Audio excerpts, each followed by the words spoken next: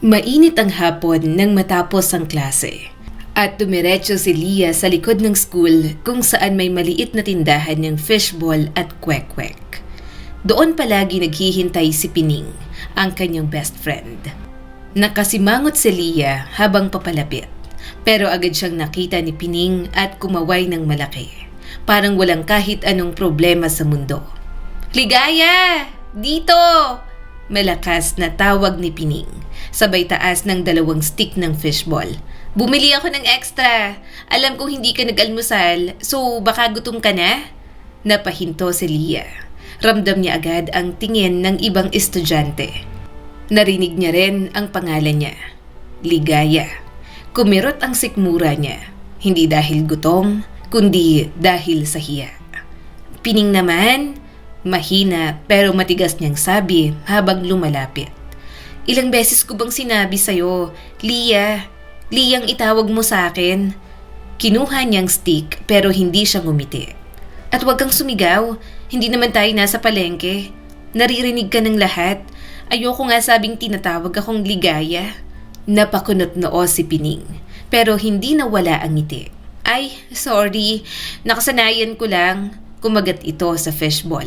"Ligaya ka naman talaga. Ang ganda nga ng pangalan mo eh. Masayang pakinggan."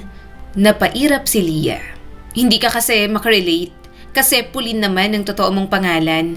Mas okay nga ang Pulin. At least hindi obvious na luma. Hindi tunog barangay." Naiinis siya sa pinangalan ng kanyang mga magulang. Sobrang luma ng Ligaya, kaya mas gusto niyang tawagin siyang Leah. Ligaya dahil noong nasa Batangas ang mama niya, sa isang barangay maligaya nanganak ang kanyang ina. Tinulungan ito ng mga tao roon at naabutan sa mismong arko. Kaya doon kinuha ang kanyang pangalan. Pero kahit maganda pa ang kwento sa likod ng kanyang pangalan, ayaw niya pa rin. Inilubog niya ang fishball sa sauce. "Ligaya kasi parang ewan, parang hindi seryoso, hindi bagay sa kagandahan ko." Natawa si Pining habang puno pa ng pagkain ang bibig. "Pero ikaw naman talaga yun eh. Kahit anong pangalan, ikaw pa rin." Humigo pa ito ng palamig. "At saka, hindi naman masama maging simple. Mas madali pa nga minsan ang buhay kapag simple lang tayo." Hindi sumagot si Leah. Mas lalo siyang nainis. Ayaw niya ng salitang simple. Para sa kanya, ang simple ay katumbas ng ordinaryo. At ang ordinaryo ay parang bilangguan sa mga bagay na gustong makamit ng isang tao. "Uy," sabi ni Pining at masigla na ulit. "May nakita akong university online kagabi. May scholarship daw. Baka pwede ka." Kinuha nito ang cellphone. "Tingnan mo, ang ganda ng campus. May library na parang mall." Sumilip si Leah. Malawak ang damuhan, may fountain, may students na naka-coffee cup. Saglit, may humigpit sa dibdib niya. Ganong school ang gusto niyang pasukan sa college. "Pwede ka dyan," sabi pa ni Pining. "Magaling ka naman, saka tutulungan kitang mag-review. Kahit hindi ako papasa, okay lang. Basta ikaw makapasok. Yun ay kung gusto mo lang naman." Napatingin si Leah sa kanyang kaibigan. Saglit, may guilt na pumasok sa kanya. Mahina ang utak ni Pining. Alam niya yon, pinapakopya niya na nga lang minsan. "Bakit hindi ka papasa?" tanong niya. "May utak ka naman kahit papano, Pining. Masyado ka lang content sa kung anong meron sa buhay mo."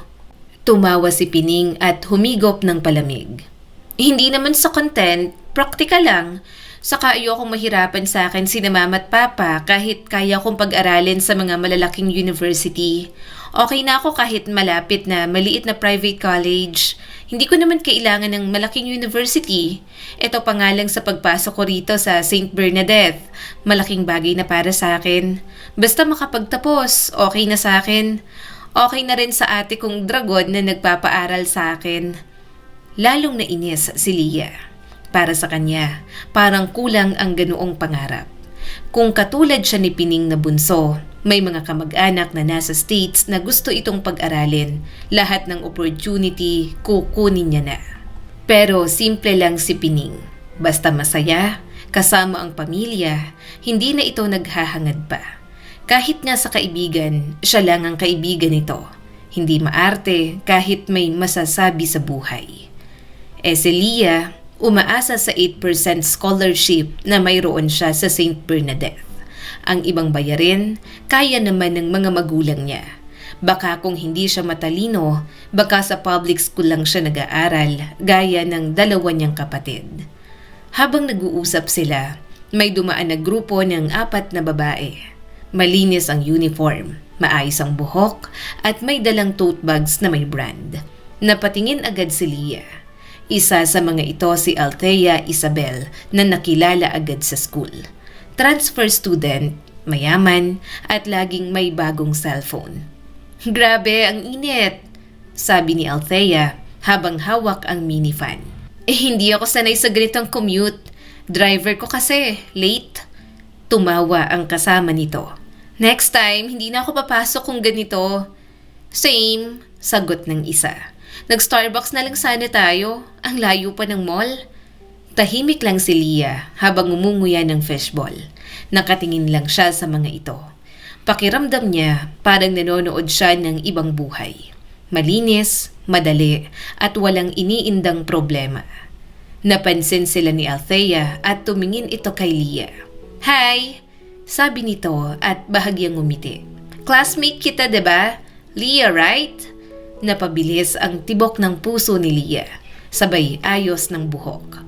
Oo, Leah. Ikaw si Althea, diba? Nitong school year, kaklase niya si Althea. Pero si Pining, nasa ibang section na. Kaya yon at nagkikita na lang sila kapag break time at uwian. Yeah, sagot ni Althea. May group project tayo next week. Pwede bang ikaw na lang ang partner ko? Mukhang matalino ka naman. Ayoko sa pabigat. Napangiti si Leah ng maliit.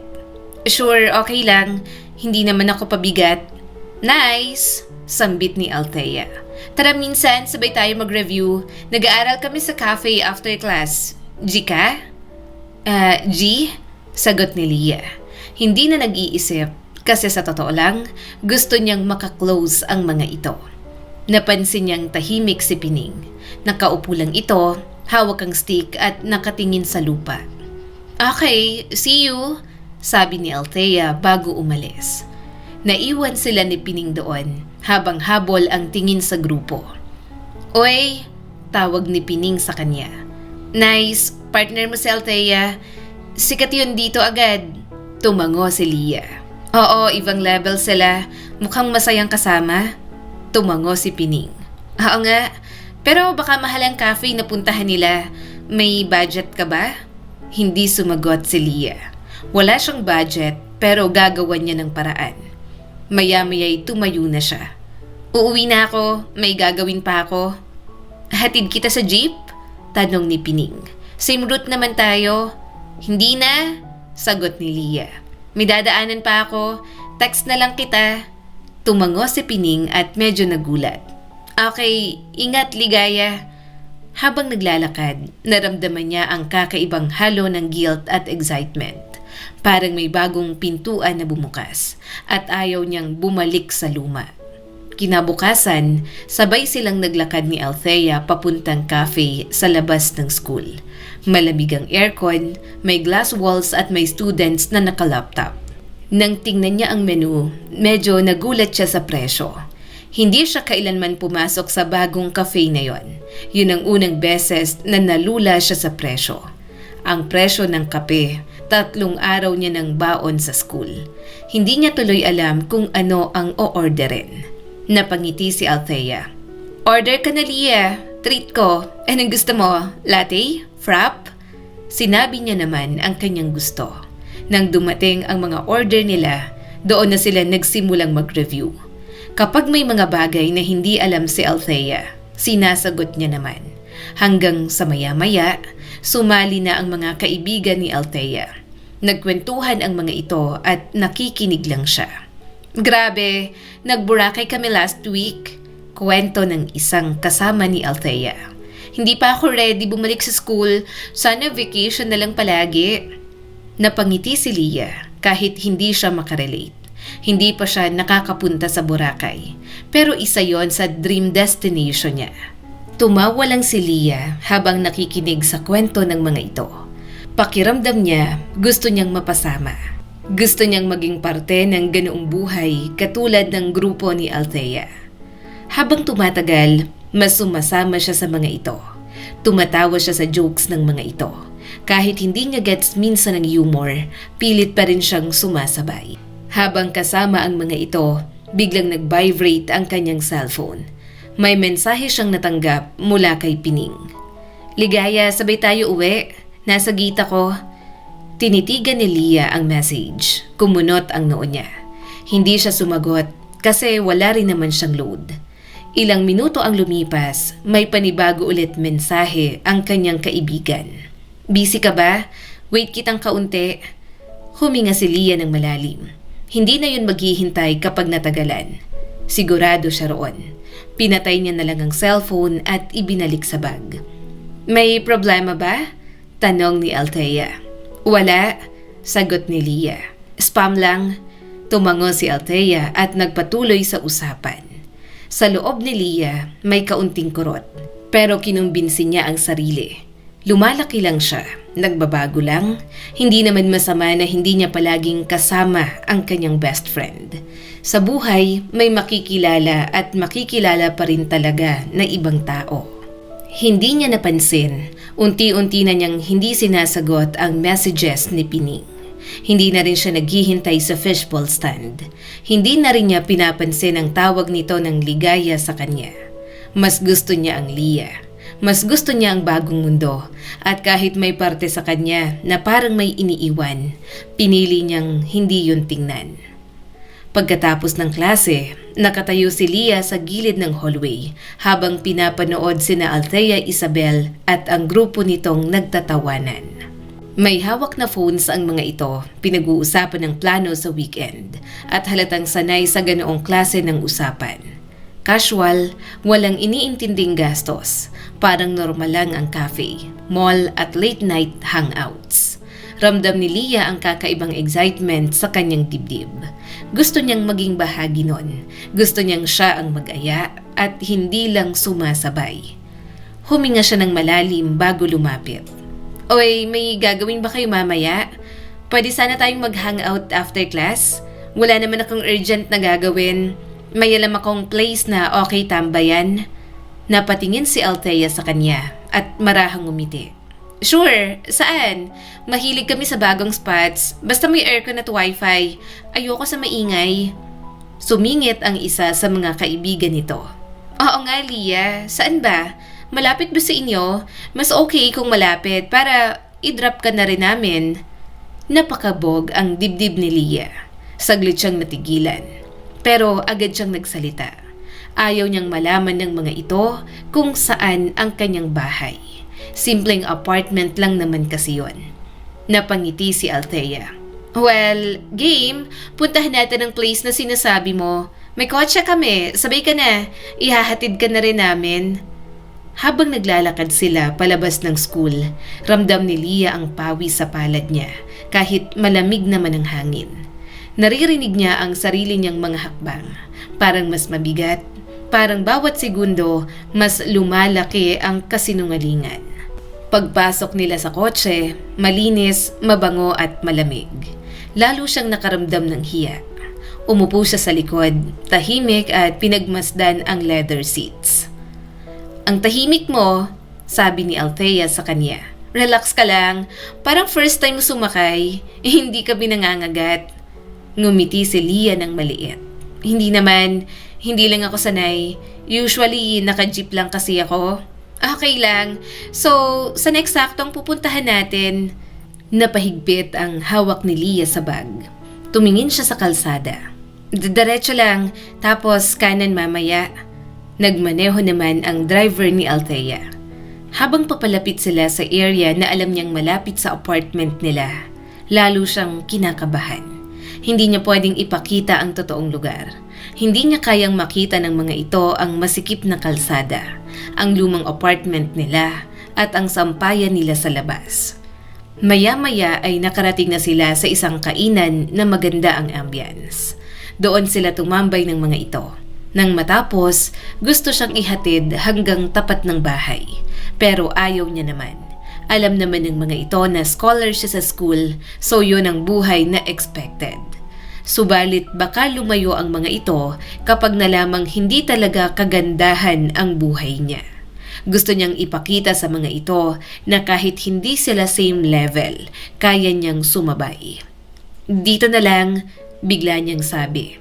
Pwede na akong bumaba? Napatingin si Althea sa paligid. Sigurado ka? Nasaan ang bahay niyo rito? Parang commercial area lang? Napangiti si Leah ng pilit. Nasa loob pa. Lakad na lang ako. Malapit lang. Hatid ka na namin, sabi pa ng isa. Hindi naman kami nagmamadali. Umiling si Leah kaagad. Hindi na, may dadaanan pa ako. Okay lang, sanay ako maglakad. Nagkatinginan sila pero tumango si Althea. Okay, message mo na lang kami kapag nakauwi ka. Next time, papuntahin mo kami para malaman namin kung nasa ng bahay mo. Tumango si Leah. Oo, next time. Bumaba siya ng kotse at kinawayan pa ang mga ito. Maya-maya'y umusad na yun palayo. Naiwan si Leah sa gilid ng kalsada at unti-unting nawala ang ngiti. Huminga siya ng malalim. Nagsimula siyang maglakad papasok sa mas makitid na kalsada. Habang naglalakad siya, naramdaman niya ang bigat sa dibdib. Pagdating sa apartment, tahimik ang loob.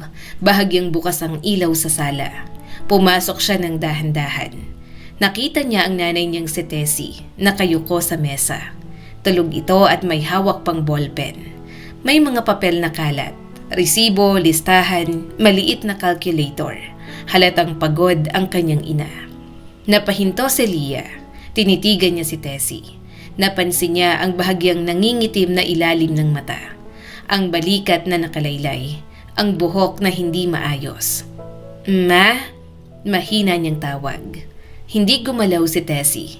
Tulog pa rin. Lumapit si Leah at inayos na lang ang mga papel. Napansin niya ang listahan nito. Mukhang nagbabudget ang kanyang ina. Napabuntong hininga na lang si Leah. Isang araw, tahimik ang hallway malapit sa auditorium nang mapansin ni Leah ang poster na nakadikit sa bulletin board. Theater Club Auditions. Open to all students. Nakatayo siya roon, hawak ang bag, habang binabasa ang maliit na detalye sa ibaba. Gusto niya sanang sumali, pero nahihiya siya noong mga nakaraang taon. Hindi niya alam kung bakit siya tumigil, pero hindi rin siya agad umalis. Sa loob niya, may boses na nagsasabing baka yun ang chance na maging iba. Bukod doon, narinig niya na may kita ang mga aktor at aktres ng theater club. Magaling kasing maghu ng talents ang mga coach. Dumadayo rin sa ibang lugar para mag-perform. Kaya ang iba talagang nagkakapera. Nang marinig niya yon, doon na siya nagkaroon ng interes. Bukod sa dagdag na grades, kikita pa siya kahit papaano. Mag-audition ka? Tanong ng isang boses ng lalaki sa tabi niya. Mukha kang matagal nang nakatitig dyan. Kinakabahan ka ba o nag-iisip ka lang? Usually, ganyan ang mukha ng mga first time. Napalingon si Leah.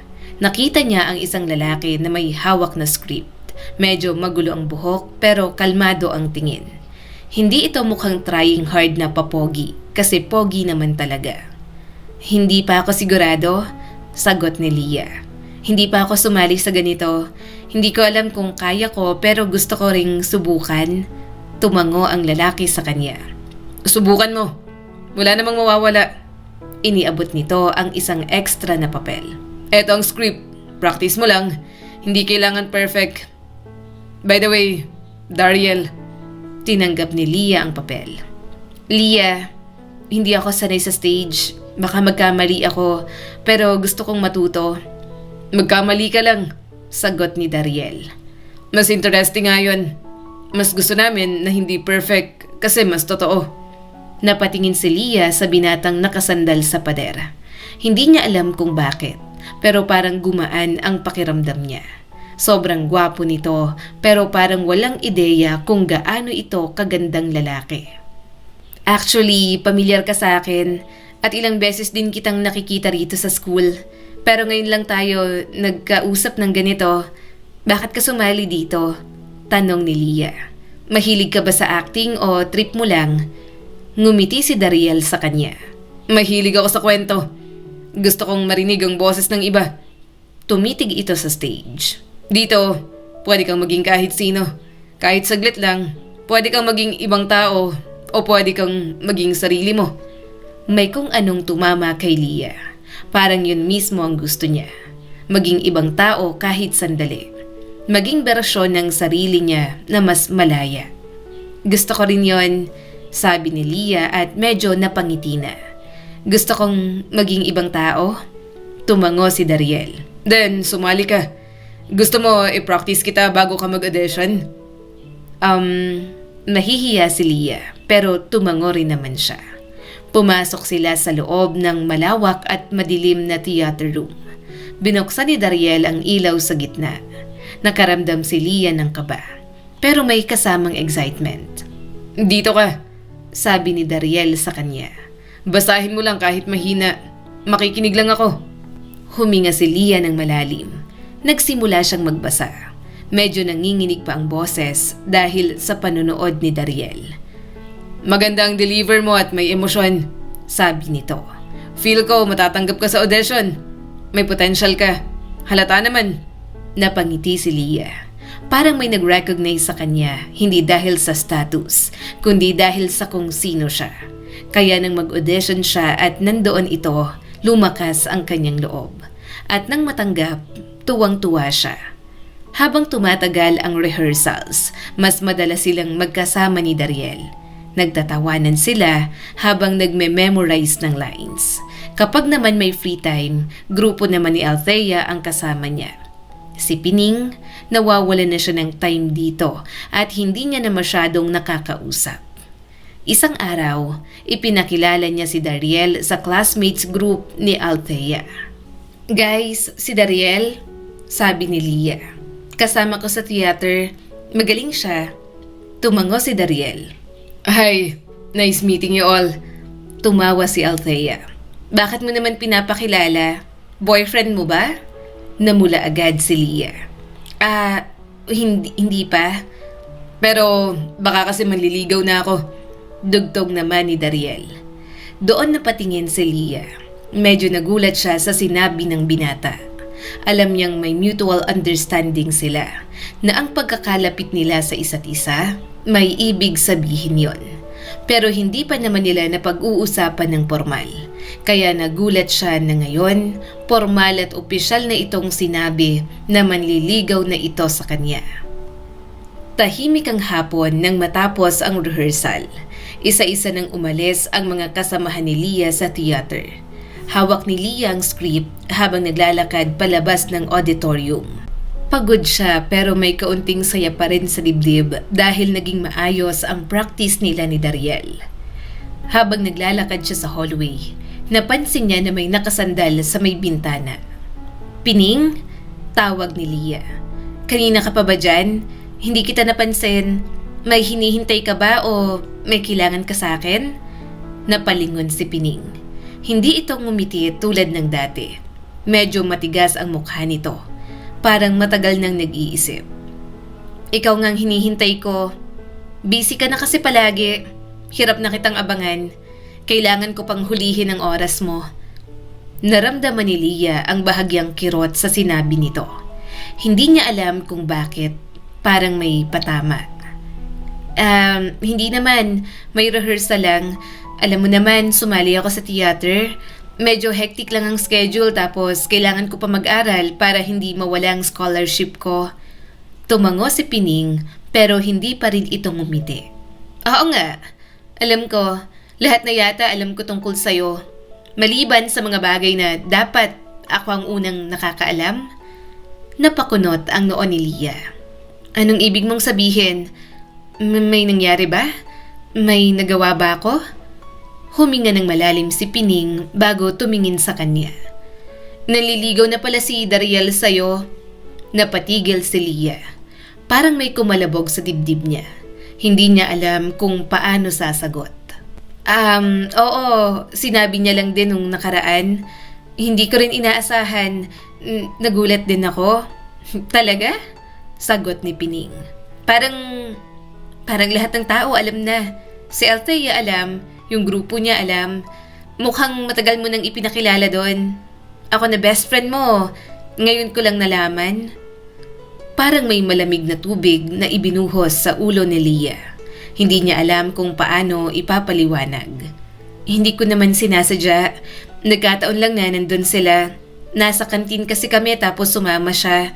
Hindi mo planong sabihin sa akin? Putol ni Pining. Ganun ba yun? Kailangan ko ba bang magtanong para lang malaman ko? Hindi ba dati ako ang unang kinikwentuhan mo? Tahimik lang si Leah. Ramdam niya ang bigat ng mga salita nito. Totoo naman, dati kahit maliit na bagay, sinasabi niya kay Pining.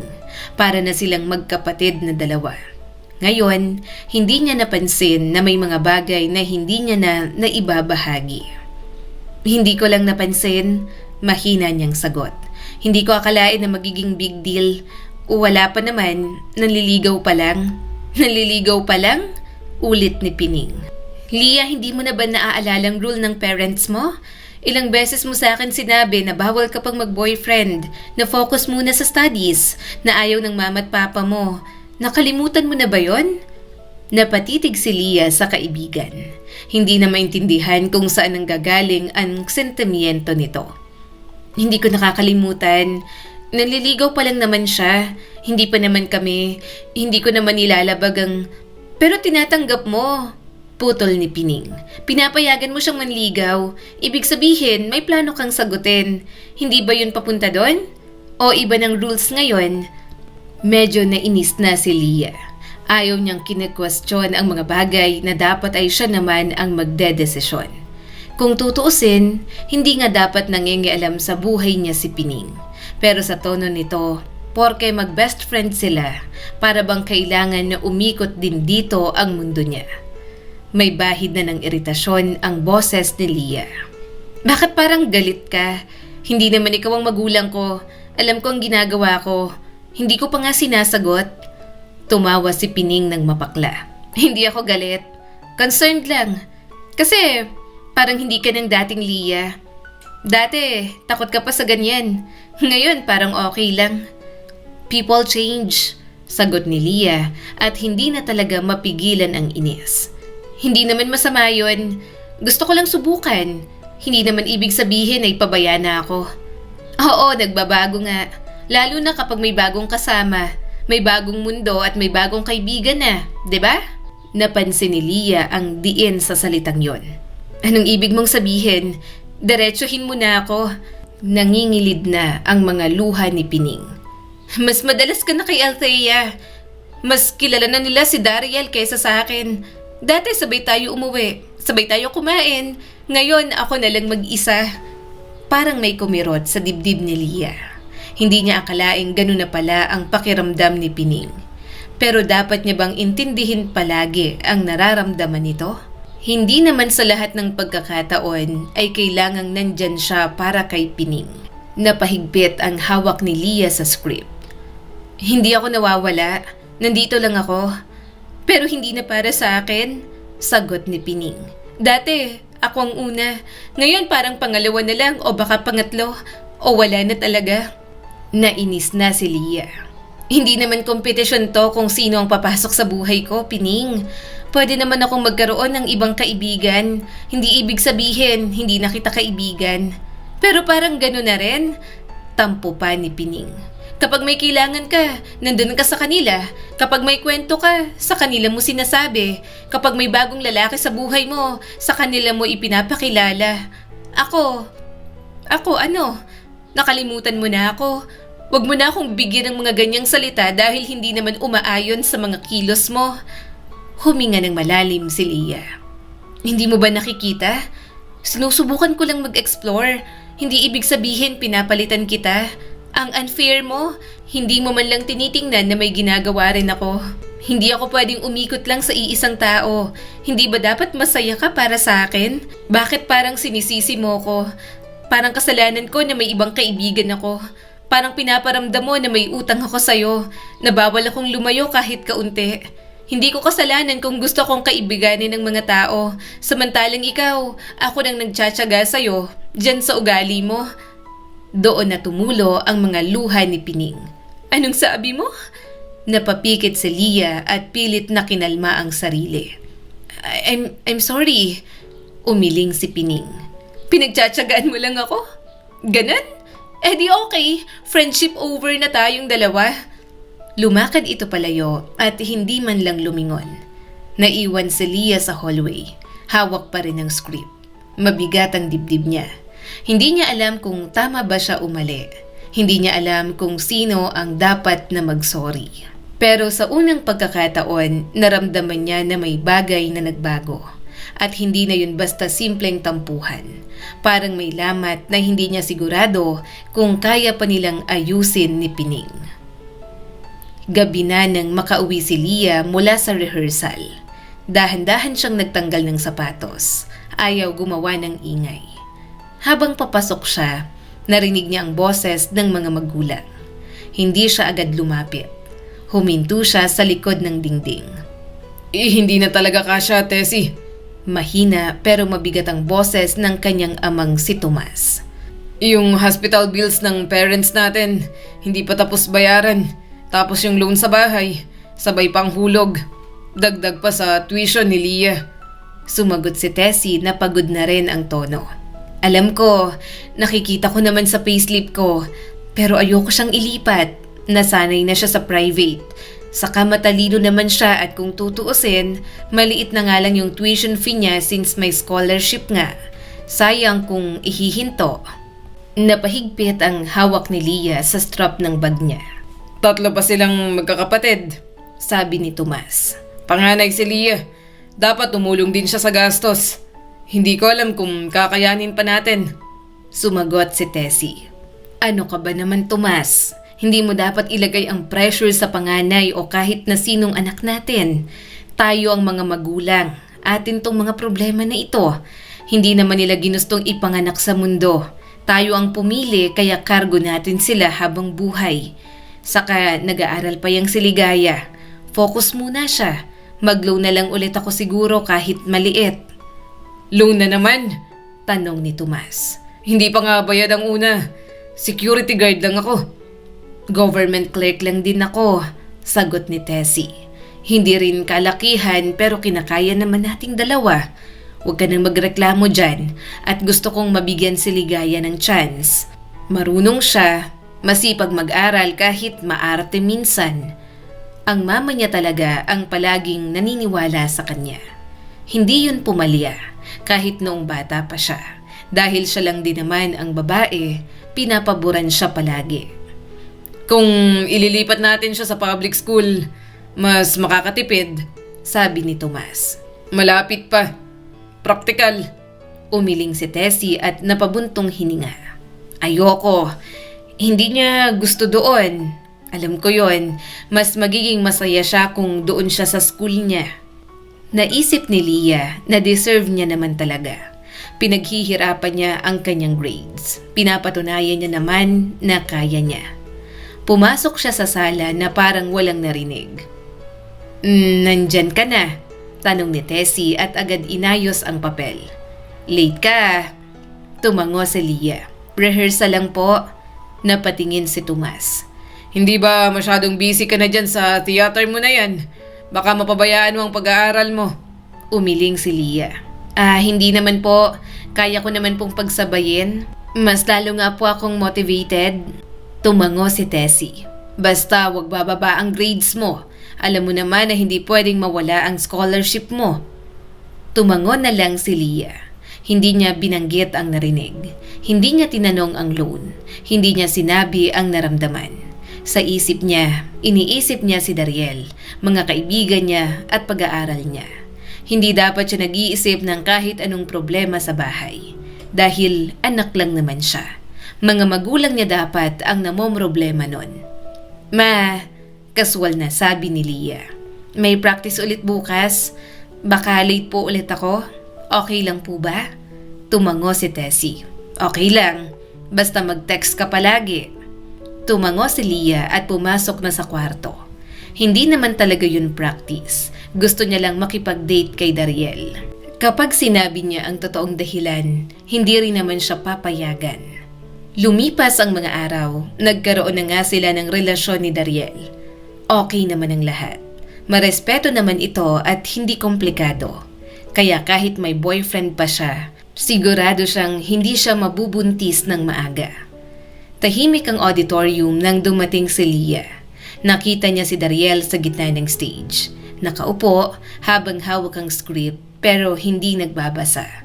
Nakayuko ito at parang may iniisip. Huminto si Leah sa may pinto. Pinagmamasdan ang kanyang boyfriend.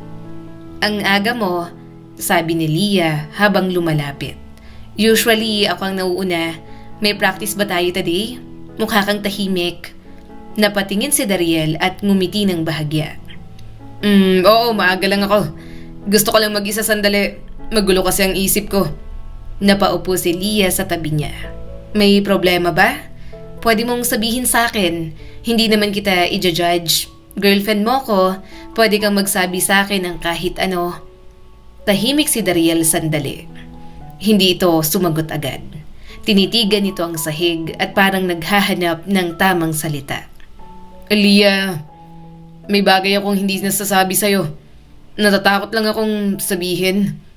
Kumunot ang noo ni Leah. "Natatakot kang sabihin sa akin?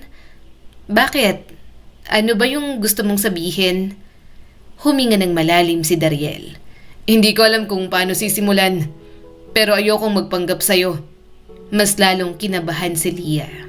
May malamig na dumaloy sa kanyang dibdib. "Sabihin mo lang, kahit ano pa yan, mas okay na alam ko." Tahimik ulit si Dariel. Pagkatapos ay dahan-dahan itong nagsalita. "Leah, may parte ng sarili ko na matagal ko nang tinatago.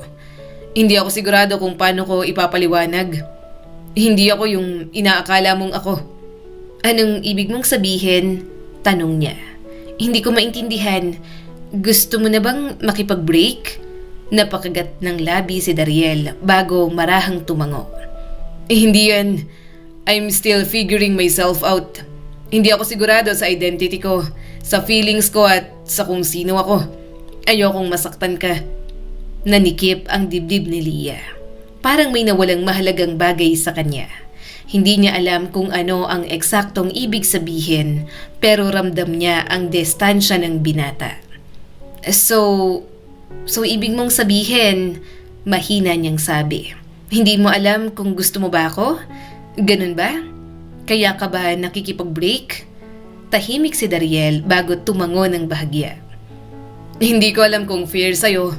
Ayokong ipilit ang isang bagay na hindi ko pa naiintindihan. Ayokong magpanggap." Hindi makapagsalita si Leah. Sa isip niya, bumabalik ang lahat.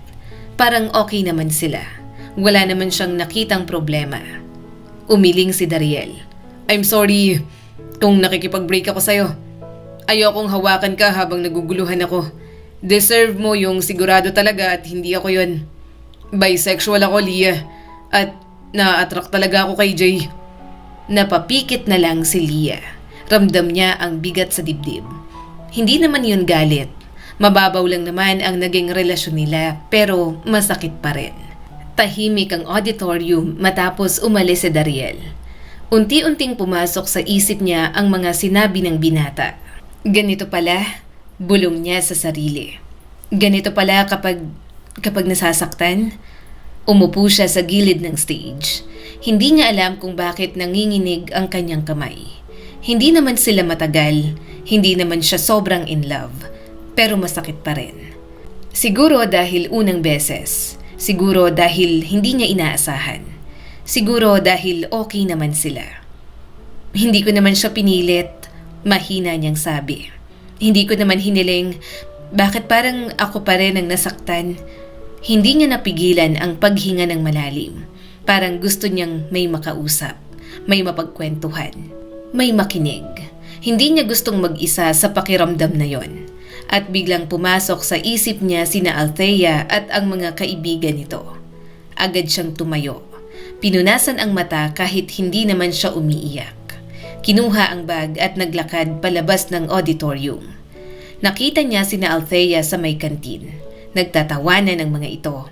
May hawak na milk tea si Althea habang may kinikwento ang isa pa nilang kaibigan. Lumapit si Leah sa mga ito. Girls, pwede ba akong umupo? May gusto lang sana akong ikwento. Medyo may nangyari kasi. Napatingin si Althea. Hoy Leah, sandali lang ha. Natatawa ako dito. Tumingin ito sa isa pang kaibigan nito. Tuloy mo nga. Ano ulit ang ginawa ng teacher? Natahimik si Leah. Umupo siya sa tabi. Hinintay niyang matapos ang tawanan. Pero parang hindi natatapos. May bagong kwento, may bagong tawa, at nahuhulog lang ulit sa bagong biruan. Pagkatapos ng ilang minuto, huminga siya ng malalim. Girls, nakipag-break si Dariel sa akin. Napatingin sa kanya ang grupo. Saglit na katahimikan ang namayani. Medyo naging awkward kaya hindi niya alam kung tama ba na nag-share pa siya tungkol sa kanyang love life. Pagkatapos, biglang tumawa si Althea. Ha? Ang bilis naman. Ilang linggo pa lang kayo ah. Parang may tumusok sa dibdib ni Leah. Hindi siya agad nakapagsalita. Bakit? Tanong ni Althea habang natatawa pa rin. May iba na ba? O nahuli mo agad? Ang bilis naman ng drama. Hindi. Sagot ni Leah. Naguguluhan lang daw siya sa identity niya. May gusto siyang lalaki, kaya nakipag-break siya. Napataas ang kilay ng isa. Ay ganon? E di okay na yon. Buti nga hindi ka na umabot ng matagal. Next na agad. Tumawa ulit si Althea. Oo nga, at least hindi ka na nahulog. Imagine kung in love ka na tapos biglang ganon. Buti na lang maaga. Hindi na sumagot si Leah.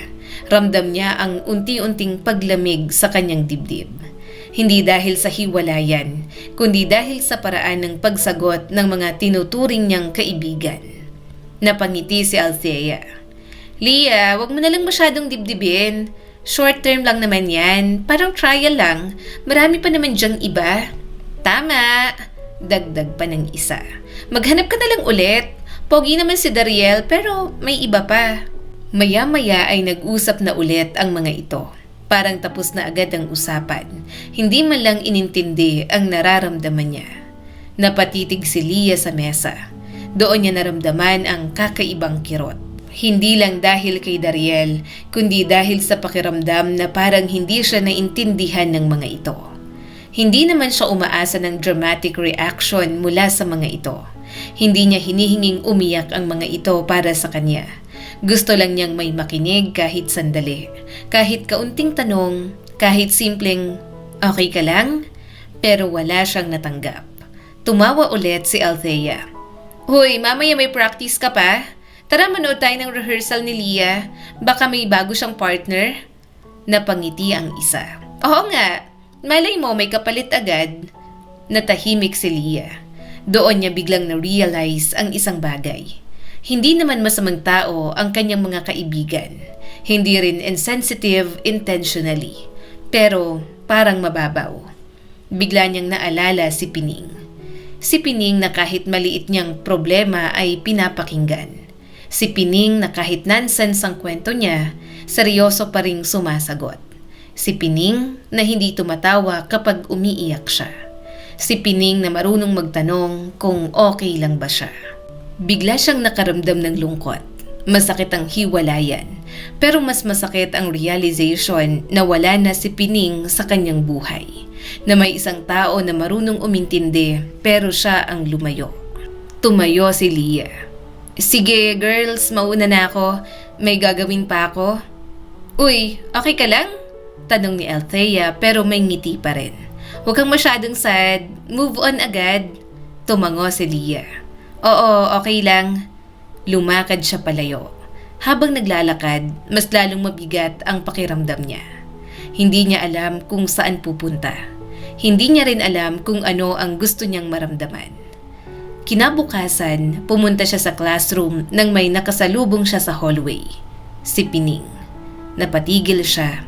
Parang bumagal ang paligid. Nakita niya ang dating kaibigan na may hawak na notebook. Tahimik lang itong naglalakad at walang kasama. Huminga ng malalim si Leah. Gusto niyang lumapit, gusto niyang magsabi, gusto niyang sabihin na nasaktan siya. Gusto niyang mag-sorry. "Pining!" Mahina niyang tawag. Saglit lang na nag-angat ng tingin si Pining, pero agad din itong umiwas. Dumiretso ito sa paglalakad. Parang hindi siya nakita. Parang wala itong narinig. Parang wala na lang siya para rito. Hindi na talaga naibalik sa dati ang pagkakaibigan nila ni Pining. Hanggang sa natapos ang school year na yon, nagbakasyon at pumasok na ang panibagong school year. Kaibigan niya pa rin ang grupo. Unang araw pa nga, naglalakad si Leah kasama ni Althea at dalawa pa nilang kaibigan. Bitbit ni Althea ang bagong bag na may kilalang brand. Nakikinig si Leah sa usapan ng mga ito. Pilit na sumasabay kahit ramdam niya na parang may pagitan sa kanila na hindi niya mapangalanan. "Sa Maldives kami pumunta last time," sabi ni Althea habang inaayos ang buhok. "3 araw lang kami pero sobrang sulit. Nag-private boat pa kami. Tapos may sunset dinner pa sa beachfront. Hindi ko na gustong umuwi. Sobrang ganda talaga." "Same," sambit pa ng isa nilang kaibigan. "Kami naman, Japan. First time ko makakita ng snow. Nag-shopping kami halos araw-araw. Then, yung ramen doon, sobrang sarap." Tumingin ito kay Leah. "Ikaw, Leah, saan ka nagbakasyon?" Saglit na napahinto si Leah. Nagbakasyon sila pero sa probinsya lang ng tatay niya. Wala naman siyang espesyal na ginawa doon kundi magsuot ng bikini at mag-pictorial para lang may maiposts. Pero ang totoo, taon-taon silang pumupunta doon at 2 oras lang ang biyahe. Wala lang?" Ngumiti siya sa mga ito. "Umuwi lang sa probinsya ni Papa. Family time." Tumango si Althea. "Okay din yon. Pero next time, sama ka na sa amin. Plano namin mag-Baguio. Road trip." Ngumiti si Leah kahit hindi siya sigurado. "Oo, tingnan ko. Depende. Baka kasi hindi ako payagan." Habang naglalakad sila, napansin ni Leah ang sapatos ni Althea. Malinis at mukhang bago na naman. Tiningnan niya ang sarili niyang sapatos. Maayos pa naman, pero halatang hindi na bago. Gamit niya pa yon simula nung nakaraang taon. Sa loob ng classroom, umupo si Leah sa tabi ni Althea. Lumingon ito sa kanya. "Hoy, Leah, after class, coffee tayo. May bagong cafe sa mall." Tumango si Leah. "Sige, sama ako." Sa isip niya, kinakalkulan niya agad ang pera sa wallet. Hindi sapat pero ayaw niyang tumanggi. Pagkatapos ng klase, nasa cafe na nga sila. Umorder sina Althea ng drinks at dessert. Si Leah, tahimik lang na pinili ang pinakamura. Habang tumatawa ang kanyang mga kaibigan, pakiramdam ni Leah parang may kulang. Hindi siya makasabay sa usapan tungkol sa travel, shopping at bagong gadgets. Nakikinig lang siya. Tumatawa kahit hindi niya lubos na naiintindihan. Pag-uwi niya, tahimik siyang nakaupo sa kama. Binilang niya ang pera na halos wala na. Hindi pwedeng ganito, bulong niya. Papagalitan ako ni Papa kapag nalaman niyang halos naubos ko agad ang allowance ko sa loob ng 1 linggo. Napahiga siya sa kama. Tumingin siya sa kisame. Naisip niya ang mga kaibigan. Naisip niya ang buhay na gusto niya.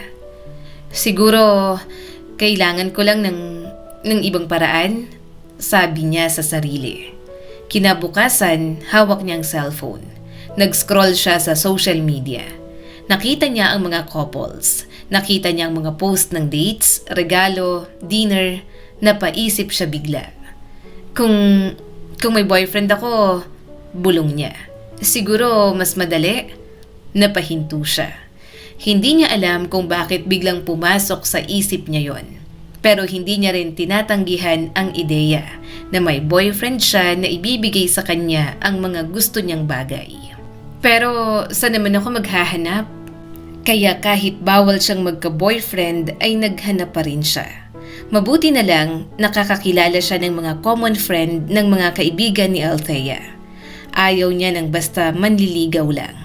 Gusto niya ang may kaya para naman kayang tustusan ang pag-iinarte ni Leah. Ilang araw ang lumipas, may nag-message sa kanya. Si Inigo yon na ipinakilala sa kanya noong isang araw. "Ay, nakita kita sa mutuals." You seem interesting. Tiningnan ni Leah ang profile. Napansin niyang may kaya ito. Mostly, nasa sasakyan ang mga larawan. May condo view at pumapasok sa mamahaling university. Napalunok siya dahil alam niyang hindi basta-basta si Inigo. Nag-reply siya kaagad. Hello? Nagpatuloy ang chat nila sa mabilis at madaling paraan. Kasi mukhang katulad niya, naghahanap ito ng girlfriend. 17 years old pa lang si Leah at 3 years ang tanda nito. Minor siya pero wala naman siyang nakikitang mali roon. Kapag nag-uusap sila, parang matagal na silang magkakilala at gusto niya rin na mas matanda ito kung ito naman ang mas mature sa kanilang dalawa. Anong ginagawa mo? Tanong ni Inigo sa kabilang linya. Busy ka ba? School lang, sagot ni Leah. Ikaw? College na kaya medyo heavy pero okay lang, nasa campus ako ngayon. Nakita mo na bang selfie na sinend ko sa'yo? Napangiti si Leah. Oo, nakita ko. Ang ganda. Mukhang magandang school mo. Pangarap ko ngang pumasok sa ganyang mga school. Tumawa si Inigo. Saan mo ba gustong mag-aral after high school? Dito ka na lang din. Hindi ko alam kung kaya ko dyan mag-aral. Nakwento ko na nga sa'yo, di ba? Government clerk lang ang mama ko. Papa ko, security guard. 3 kaming magkakapatid, kaya palaging kulang. Siguro kahit makakuha ko ng scholarship dyan, mahirap since mahal pa rin talagang expenses at malayo sa bahay namin. Hindi naman siya sinungaling sa buhay na mayroon siya. Mahirap yung itago. Pero ang gusto niya pa rin, makasabay sa buhay na mayroon si Althea. Si Inigo o kahit na sinong tao na mas angat ang buhay sa kanya. Anyway, coffee tayo minsan. Let's have a date. Saad ni Inigo. Agad na napangiti si Leah. Sige. Nang magkita sila, sinundo siya ni Inigo gamit ang kotse. Nanlamig ang kamay ni Leah habang sumasakay. Malinis ang loob, mabango, at hindi siya makapaniwalang may boyfriend siyang may kotse. Hi, sabi ni Inigo at hinalikan siya sa kanyang pisngi. Oh, finally, nagkita rin tayo. Medyo nagulat siya sa halik nito pero ngumiti pa rin siya. Hi din, saan tayo magdi-date? Ikaw, kahit saan mo gusto. Don't worry, treat ko naman. Hindi mo kailangan mag-alala. Napangiti na lang si Leah. Habang nagmamaneho si Inigo, nakikinig si Leah sa boses nito. Kalmado, mature, at iba sa mga kakilala niya. Saan mo gusto? Tanong ni Inigo. Dinner, coffee. Bahala ka, sagot ni Leah. Ikaw ang bahala. Dinala siya nito sa restaurant. Tahimik si Leah habang tinitingnan ang menu. Hindi siya sanay sa ganoon pero komportable kasama si Inigo kaya nawawala ang kaba niya. Hindi pinaparamdam ng kanyang boyfriend na magkaiba ang buhay nilang dalawa. Order ka lang, nakangiting sambit ni Inigo. Ako na. Habang kumakain sila, nag-usap sila tungkol sa school, sa pangarap, at sa kinabukasan. Nakikinig si Inigo sa kanya, palaging nakatitig na para bang manghang-mangha sa kanya. Gusto kong lumayo, sambit pa ni Leah. Gusto kong mag-aral sa malaking university, ayokong manatili lang sa buhay na mayroon kami. Tumango si Inigo. Kaya mo yan, mukhang determined ka naman. Napangiti si Leah. Pakiramdam niya, may nakikinig sa kanya at may nakakaintindi. Mas iba ang pakiramdam kaysa noong si Dariel ang kanyang boyfriend. Simula noon, madalas na silang lumabas. Sinusundo siya ni Inigo, dinadala sa cafe, sa mall at nagdi-dinner sa kung saan. Hindi naman siya nahihiya sa gastos. Hindi na niya iniisip ang pera. Palagi kasing sagot ni Inigo ang mga gusto niya. Kaunting hirit niya lang, bigay agad nito sa kanya nang walang reklamo. Dahil sa madalas niyang pagsama rito, mas madalas na rin siyang umuuwi ng late. Isang gabi, pagpasok niya sa apartment, nakita niya si Tessing nakaupo. Ang late mo na naman, anong oras na? Tanong ng kanyang ina. Huminga si Leah ng malalim. Practice lang po at sobrang daming groupings. Marami lang pong ginagawa ngayon. Tumango si Tessie at mataman siyang tiningnan. Araw-araw, ano bang school mo na yan? Baka naman mahimatay ka nakaka-practice mo. Dinaan na lang ni Leah sa tawa.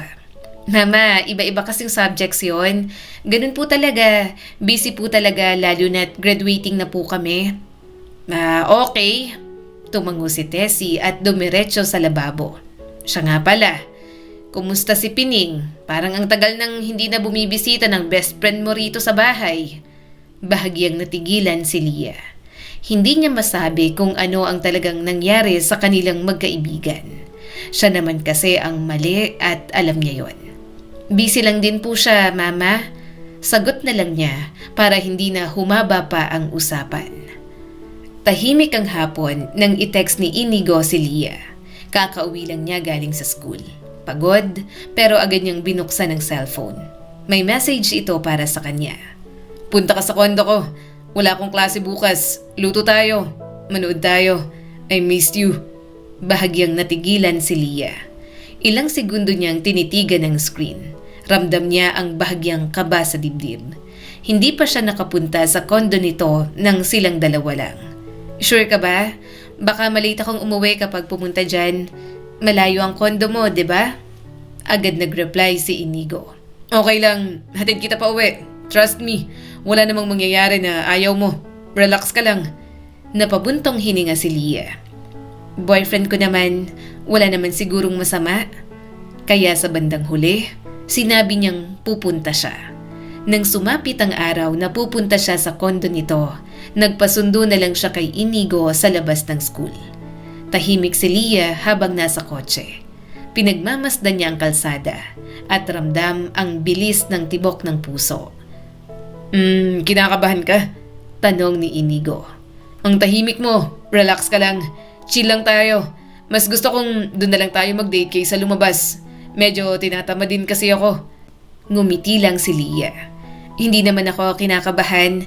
Medyo excited din. Siguro kasi makikita ko na ang kondo mo. Tumawa ang kanyang boyfriend. Good, magluluto ako. Marunong ako. Magpapa-impress ako. Baka kasi akala mo hindi ako marunong. Napahalakhak na lang din si Leah. Pagdating sa kondo, napatingin si Leah sa paligid. Malinis, tahimik, at may malawak na bintana. Para bang ibang mundo kumpara sa apartment nila. Wow, ang ganda. Tinitingnan niya ang paligid. Ikaw lang mag-isa dito? Tumango si Inigo bago ibinaba ang susi. Binigay na sa akin ng parents ko. Feel at home. Nagpunta sila sa kusina. Nagluto si Inigo para sa kanila. Nakaupo lang naman si Leah sa stool. Pinagmamasdan ito habang nakangiti. Ramdam niya ang kakaibang closeness nila ngayong nasa kondo siya nito. Parang mas intimate ang espasyo nila kaysa sa dati. Masarap to. Sambit ni Inigo at inabot ang kutsara. Tikman mo. Ngumiti naman si Leah rito pagkatapos yung tikman. Salamat. Pagkatapos kumain, lumipat sila sa sofa. Nagbukas si Inigo ng TV at pumili ng movie. Nang matapos, tumabi agad sa kanya at umakbay. Sa una, tahimik lang sila hanggang sa nagsalita ang kanyang boyfriend. Okay ka lang? Tanong ni Inigo at hinaplos ang kanyang braso. Ang stiff mo. Relax ka lang. Ngumiti si Leah rito. Pasensya na. Ang lakas ng aircon mo, medyo nilalamig ako. Tumawa ang kanyang boyfriend at mas lalong yumakap sa kanya. Pinilit niyang mag-relax. Alam niya naman na touchy talaga si Inigo. Unang kita pa lang nila noon, halata na agad. Pero sinabi niya sa sarili na normal lang yon. Mas matanda ito sa kanya at baka ganun lang talaga ang love language nito. I missed you, bulong ni Inigo. Busy ka kasi lagi. Pinisil nito ang kanyang kamay. Gusto kitang makasama. Hindi sumagot si Leah. Naramdaman niya ang kaba. Nilapit nito ang mukha at hinalikan siya sa pisngi hanggang bumaba sa leeg. Bahagyang lumayo si Leah. Lalo na at yon ang unang beses na naramdaman niya yon. Inigo, awat niya rito. Okay lang ba? Manood muna tayo? Medyo kinakabahan ako sa ginagawa mo. Baka kung saan mapunta. Tumango si Inigo pero hindi agad lumayo. Relax lang. Boyfriend mo naman ako. Wala kang dapat ikatakot. Naramdaman ni Leah ang pag-init ng mukha. Hindi siya komportable, pero hindi rin siya makapagsalita agad. Hindi pa ako ready. Imporma niya rito nang magkaroon ng lakas ng loob. Gusto ko slow lang. Okay lang ba? Wala pa nga tayong 2 buwan. Tahimik lang si Inigo sandali. Lumayo ito at halatang nagtatampo na. Kahit tawagin niya, nakabusangot pa rin. Maya-maya'y napabuntong hininga ito. Lia, mahal naman kita. Tumingin ito sa kanya. Ano bang kinakatakot mo? Umawang ang bibig ni Lia. Hindi ko lang alam, hindi pa ako sure. Mas lalong sumeryoso ang mukha ng kanyang boyfriend. Lia, ako na nga nag-a-adjust sa'yo. Dinadala kita kung saan mo gusto. Binibigay ko kahit anong gusto mo. Eto lang naman ang hinihingi ko. Nanlamig ang pakiramdam ni Lia. Ramdam niya ang bigat ng sinabi nito. Hindi ko sinasabing obligado ka na ibalik sa akin lahat ng binibigay ko sa bawat date natin. Dagdag pa ni Inigo. Pero unfair din sa akin. Parang ako lang ang nagbibigay sa relasyon nating dalawa. Napayuko si Lia. May kirot sa dibdib niya. Parang may guilt na biglang sumiksik. Hindi naman. Hindi ko sinasadya na saktan ka. Natatakot lang ako. Lumapit ulit si Inigo at hinawakan siya sa mukha pababa sa leeg. Trust me, please. I love you. Tahimik lang muna si Lia. Magulo ang isip niya. Tama naman ito. Si Inigo ang halos gumagasto sa lahat ng mga naging date nila. Mahal din itong magbigay ng regalo sa kanya. Kapag may hinihiling siyang isang bagay, binibigay agad nito ng walang pagdadalawang isip. Pero siya, wala pa talagang maibigay dito kahit isa. Nagsalita pang muli si Inigo. Gusto mo ba yung relo? Yung nakita mo sa mall last time na kasama ko, bibilhin ko. Napatingin si Lia rito. Ha? Gustong gusto niya yon. Yun ang pinakamahal na hiniling niya kay Inigo. Nakita niya kasing may ganoong relo si Althea. Kaya gusto niya rin na magkaroon. Napangiti si Inigo at hinalik-halikan pa ang kanyang tenga. Of course, ibibili kita. Just please, pagbigyan mo ko I love you. Gustong gusto na kitang mahawakan. May mangyari sa ating dalawa na mas i-level up pa tong relationship natin. Naramdaman ni Lia ang pagkalito. Parang may kapalit. Pero hindi niya rin matanggihan. Bukod doon, nadadala na rin siya sa ginagawa nitong paghaplos at paghalik na unti-unting dumidiin. Kung gagawin natin, mahina niyang sabi. Gumamit tayo ng proteksyon? May condom ka ba dyan? Gusto ko lang sigurado, saka first time ko to. Tumango si Inigo at agad na napangiti. Oo, meron. Halika, dun tayo sa kwarto. Hindi na nagsalita si Lia nang hilahin siya nito. Ramdam niya ang halo-halong emosyon. Takot, guilt at pagkalito. Nang pinakita nito ang kondom sa kanya, napahinga siya ng malalim. Habang nagpapakasasa sa katawan niya si Inigo, sa loob niya ay may kakaibang bigat. Hindi niya alam kung masaya ba siya o hindi. Pero pinili niyang sabihin sa sarili niya na okay lang. Normal lang yon sa magkasintahan. Na lahat ginagawa yon at safe naman nilang gagawin kaya hindi siya mabubuntis. Tahimik ang kondo habang nag-aayos si Lia ng buhok sa harap ng salamin. Hindi pa rin siya sanay sa pakiramdam. Masakit ang gitnang bahagi ng katawan niya pero kaya niya naman. May halo pa rin kaba sa dibdib niya. Pero pilit niyang pinapakalma ang sarili. Hindi siya makapaniwala. Nasuko niya ang virginity niya sa edad na 17. Sa likod niya, nagbibihis si Inigo. Parang normal lamang ang lahat. Walang mabigat na usapan at walang seryosong tinginan. Okay ka lang? Tanong ni Inigo habang inaabot ang susi sa mesa. Tahimik ka kasi. Napagod ka ba? Kung hindi ka hanapin sa inyo, mas okay sana na dito ka muna at bukas ka na lang umuwi. Pero alam kong hahanapin ka. Inayos ni Lia ang damit. Hindi pwede. Hindi nga alam ng parents ko na nandito ako. First time ko lang kasi na gawin to.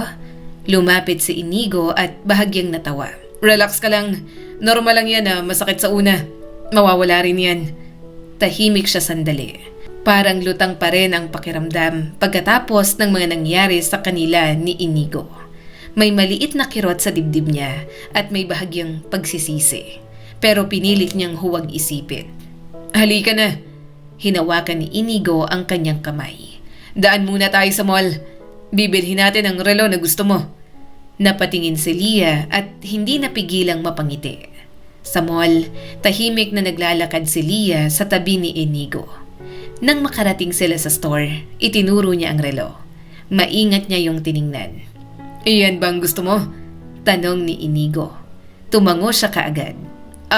Oo yan nga. Tumingin ang boyfriend niya sa sales lady. Pack nyo na. Eto ang kukunin namin. Nanlaki ang mata ni Leah. Sigurado ka? Mahal yan?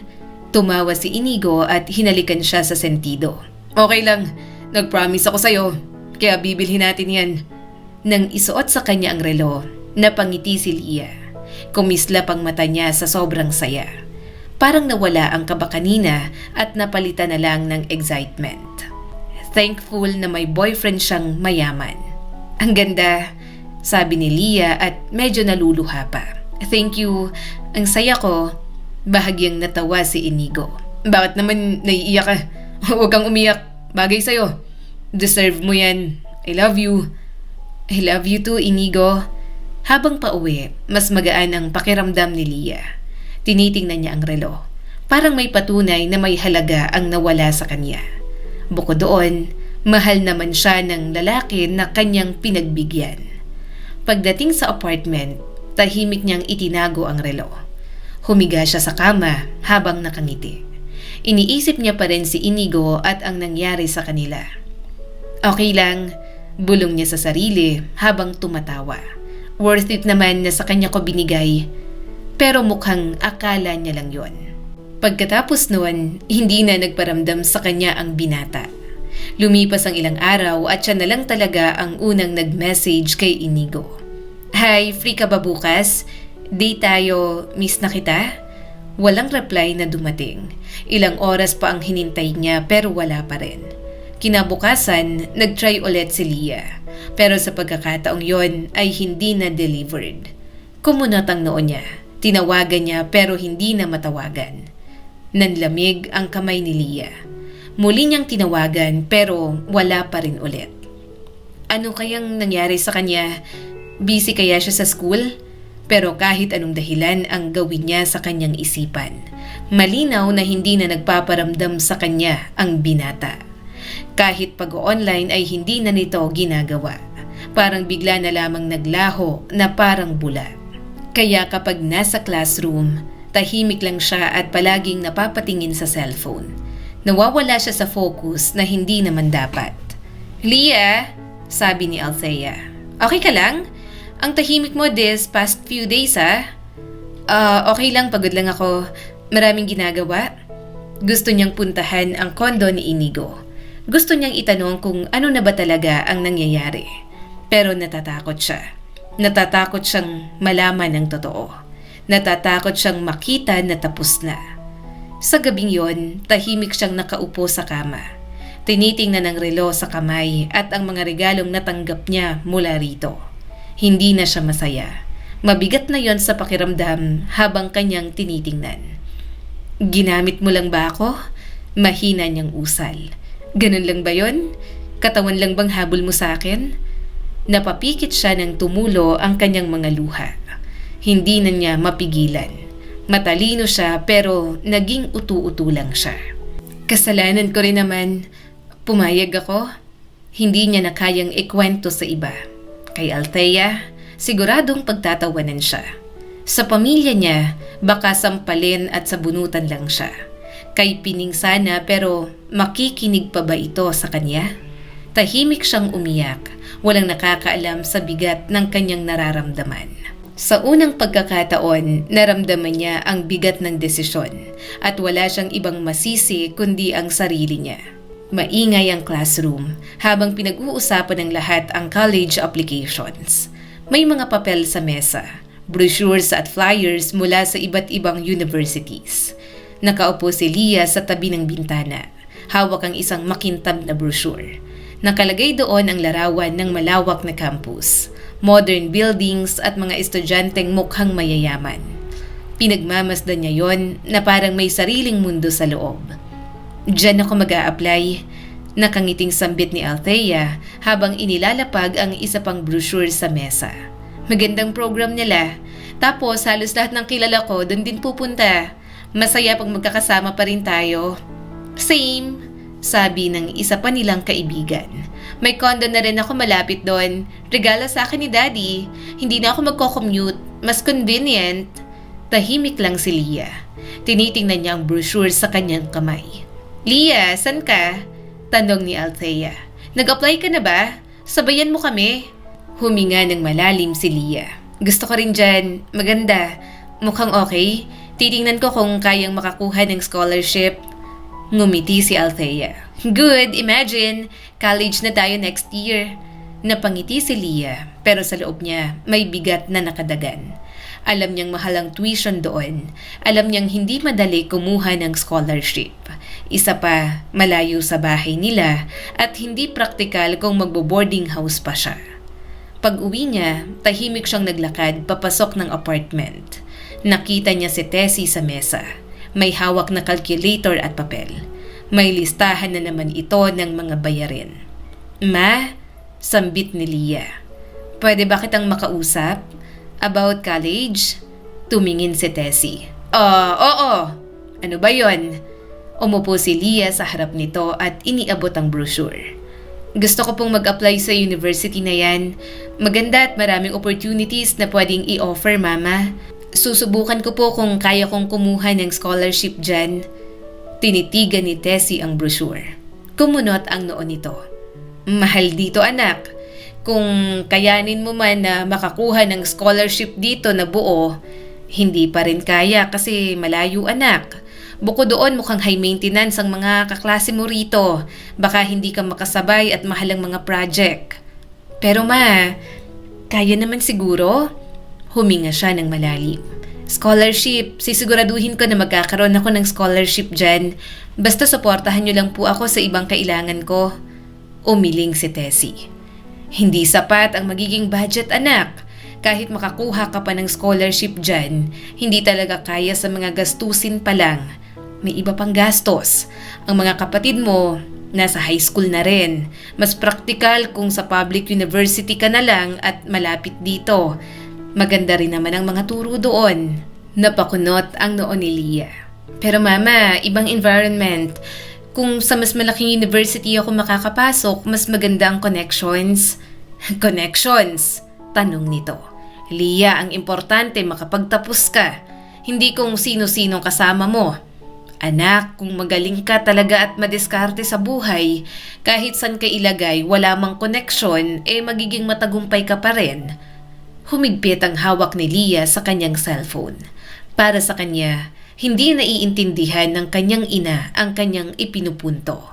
Gusto niyang malaman nito na sa dami ng nakatapos sa pag-aaral sa Pilipinas, marami pa rin ang walang trabaho. Gusto niyang malaman nito na hindi lang sipag at diskarte ang kailangan. Hindi lang din diploma. Kailangan na may magandang connections din para mahila paangat. Pinipilit pa rin ni Leah ang gusto niya. Hindi niyo naman po naiintindihan, ibang opportunities kapag doon po ako mag-aaral. Napataas na ang boses ni Tessie. Leah, mag-isip ka. Hindi unlimited ang pera. Kami ang nagpapaaral sa iyo, sa inyong magkakapatid. Hindi namin maibigay sa inyo ang sobrang gandang buhay. Pero sana intindihin ninyo na hanggang dito lang ang kaya namin. Nanikip ang dibdib ni Leah. So bakit pa ninyo kami ginawang tatlo kung hindi nyo naman pala kayang ibigay lahat? Doon nagulat ang mama niya. Anong sinabi mo? Hindi siya nakasagot. Tiningnan niya lang ang ina niya habang inis na inis. Para sa kanya, may punto ang sinasabi niya kaya nagagalit ito. Totoo naman ang sinabi niya. Hindi dapat hinahayaan ng mga ito na tatlo ang anak kung magkukulang lang ng ganoon. Napaluhan na si Leah. Pinipigilan niyo ako na umunlad para sa sarili ko. Ayaw niyo akong umangat. Nanlaki ang mata ni Tessie. Ano? San mo kinukuha yung mga sinasabi mo? Pinipigilan? Ginagawa namin ang kaya namin. Ginagawa namin yun para sa inyong magkakapatid, lalong-lalo na sa'yo. Pero hindi naman yun sapat. Gusto ko ng mas higit. Hindi niyo ako sinusuportahan. Alam niyo naman po sa sarili ninyo na magaling ako at may ibubuga pa po ako. Pero dahil hindi niyo po maibigay lahat ng kailangan ko, nalilimitahan lang yon. Biglang tumayo si Tessie. Ligaya, wag mong sabihin yan. Hindi mo alam ang sinasabi mo. Alam ko, ayaw niyo lang aminin. Takot kayong aminin na nagkulang kayo. Sa sandaling yon, pumasok si Tomas. Narinig pala nito ang kanilang huling usapan. Ano yan? Tanong nito. Bakit sumisigaw? Bakit sinisigawan mo ang mama mo, Ligaya? Sumagot si Tessie sa asawa nito. Pinag-uusapan namin ang tungkol sa pagpapakolehiyo sa kanya. Gusto niya sa mahal. Napatingin si Tomas kay Lia. Anong kaartehan yan, Ligaya?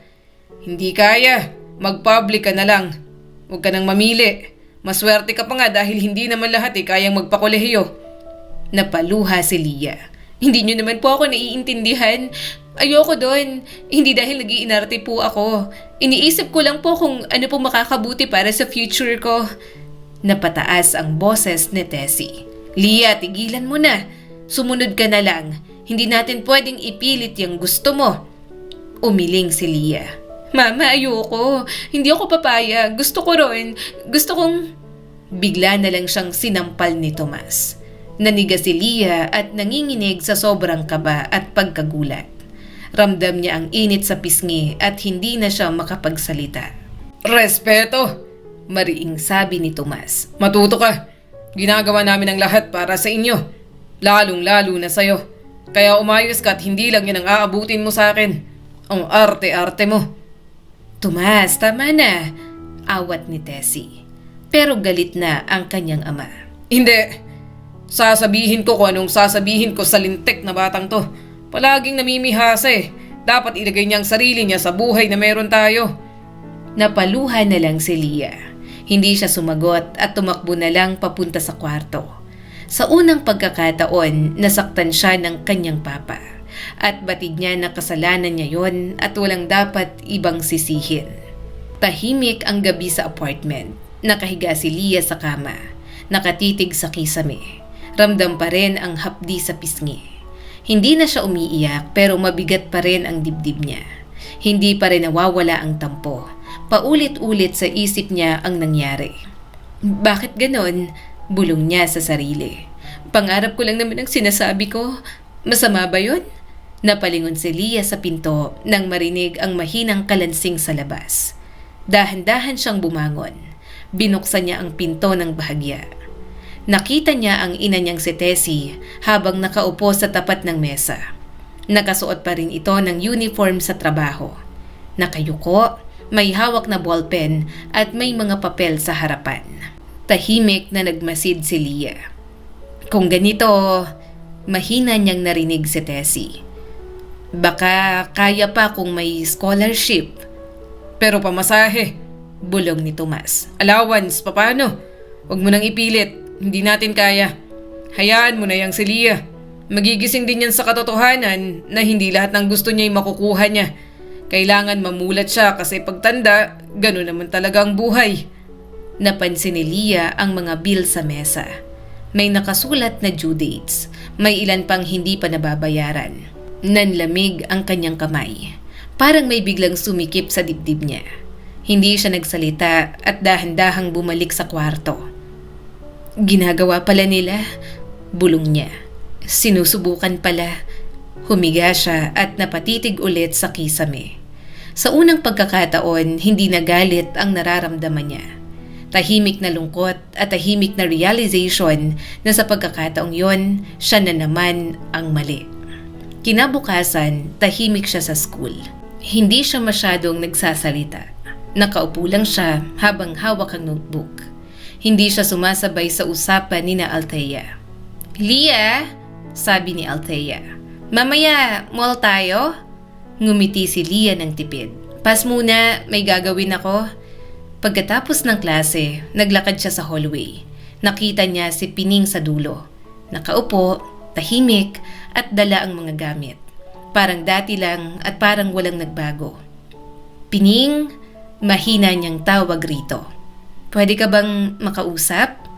Napatingin si Pining at bahagyang nagulat. Lia, sorry sa lahat. Huminga siya ng malalim.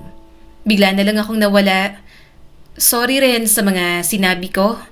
Hindi agad sumagot si Pining. Tumingin lang ito sa kanya. Namiss kita, dagdag ni Lia habang naluluha. Hindi ko lang alam paano babalik. Nahihiya ako. Matagal niya na talagang gustong makipagkasundo kay Pining. Gayunpaman, wala siya palaging lakas ng loob. Masasakit ang naiwan niyang salita at hindi niya alam kung paano na yon mababawi o makakaya ba yon ng isang sorry lamang.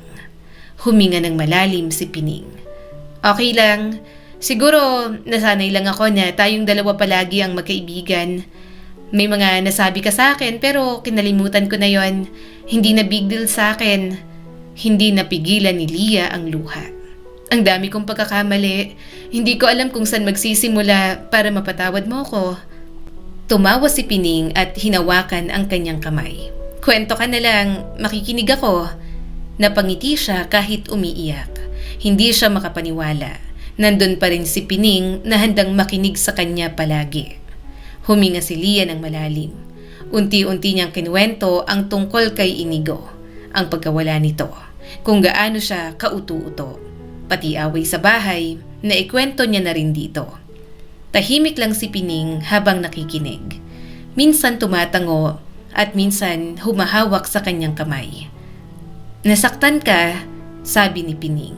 Nagtiwala ka at ginamit niya ang alam niyang kahinaan mo. Napaiyak si Lia. Pakiramdam ko kasalanan ko. Parang ginamit lang ako. Niyakap na lang siya ni Pining. Natawa na lang siya nang humigpit ang yakap nila sa isa't isa. Na-miss niya talaga ang best friend niya ng sobra. Nang pauwi na sila, naglakad silang magkatabi. Tahimik pero magaan na ang pakiramdam niya. Parang bumalik lang sa dati ang lahat. Lia! Tawag ni Althea sa likod. Tara, mall tayo? Huminto si Lia at lumingon dito. Nakita niya ang mga kaibigan nito. Napailing siya. Pas muna, kasama ko ang best friend ko.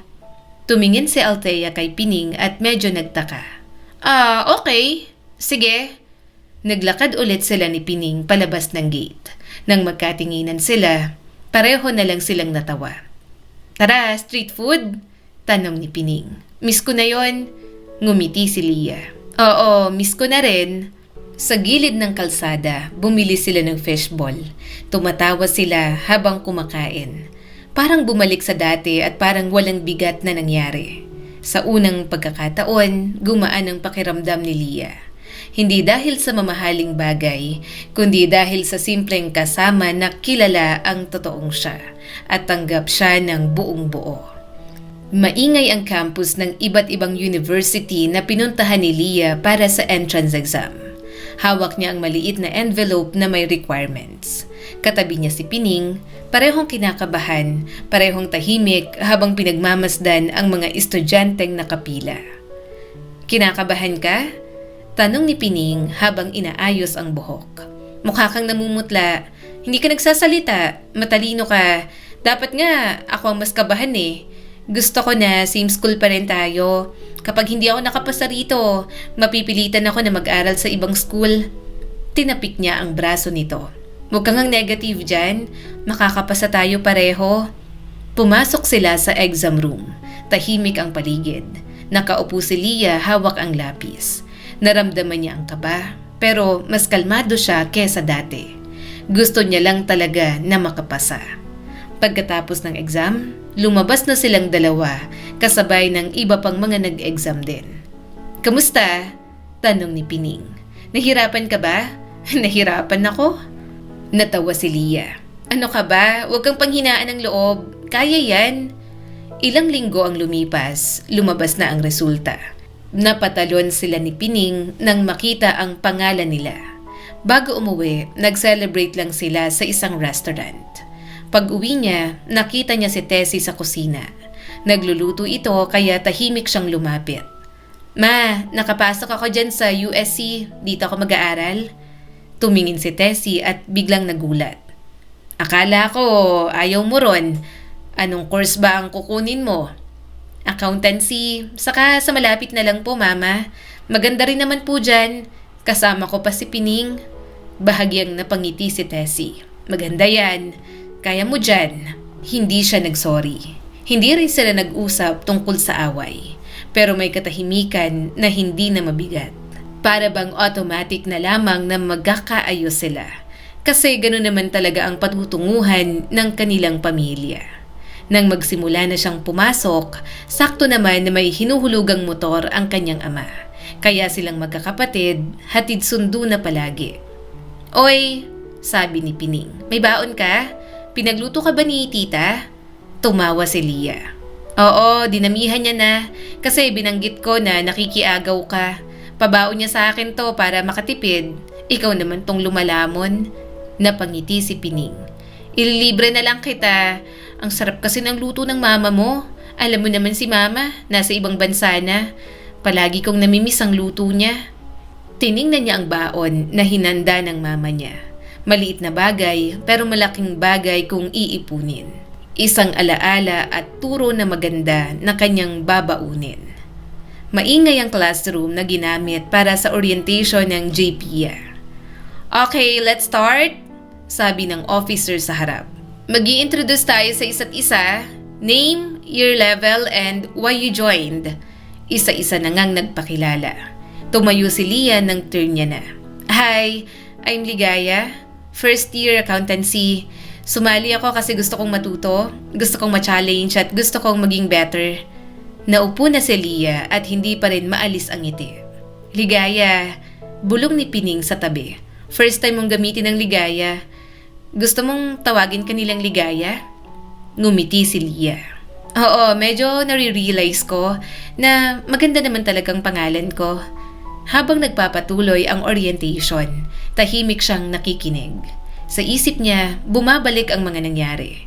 Ang insecurities niya, mga maling desisyon, at paghahabol sa imahe na hindi naman dapat sa kanya. Ngayon, mas malinaw na kay Lia. Kung gusto niya ng magandang buhay, kailangan niyang pagtrabahuhan. Lumipas ang mga buwan, naging abala si Lia sa org. Sumali siya sa meetings, events at seminars. Nakikita siya ng mga officers bilang masipag at matalinong estudyante. Ligaya, sabi ng senior niya. Ikaw ang mag-handle ng registration. Kaya mo? Tumango siya. Sige, gagawin ko. Sa bahay naman, ganun pa rin ang routine. Maaga siyang ginigising ng ina. May simpleng baon at mga paalala. Mag-aral ka ng mabuti, sabi ni Tessie. Tumango si Lia. Opo, salamat po sa baon. Lumipas ang 4 na taon. Parang mabilis para sa iba. Pero para sa kanya ay punong-puno ng matagal na paghihirap. Punong-puno ng exams, puyat at pagod. Pero hindi siya sumuko. Kaya nakatayo siya ngayon sa gilid ng stage, nakatoga habang hawak ang diploma. Huminga siya ng malalim. Umakyat siya sa stage at narinig niya ang palakpakan. Nakita niyang mga magulang niya sa audience na nakangiti at lumuluha. Anak, sabi ni Tessie pagkatapos ng ceremony. Graduate ka na. Proud kami. Ngumiti si Tomas sa kanya. Ang galing mo anak. Pinaghirapan mo yan. Napangiti din si Lia. Mama, Papa, pinaghirapan niyo rin po. So proud din po ako sa inyo na napatapos niyo po ako. Huwag po kayong mag-alala. Babawi po ako sa inyo kasi mahal na mahal ko po kayo. Pagkatapos ng graduation, si Pining naghahanap na ng trabaho. Pero siya magte-take pa muna ng exam. Kaya walang tigil na aral na naman. Hindi pa rin siya tinigilan na suportahan ng kanyang mga magulang. Kaya mas lalo siyang nagsisikap. Iniisip niya palagi na kailangan na may puntahan yon para makabawi naman siya. Hala, dugo? Agad siyang tumayo at kumuha ng tissue. Dumudugo ng ilong ko, mukhang kailangan ko na ng pahinga. Ayaw niyang mag-alala ang mga magulang niya, kaya inaalagaan na lang din ni Lia ang sarili. Nang dumating ang board examination, sobrang kinakabahan siya. Pero pinagdasal nila yon ng buong pamilya niya at sana first take pa lang ay makapasa na siya. At hindi naman nagdamot ang Diyos kay Leah. First take pa lang, nakapasa na talaga siya.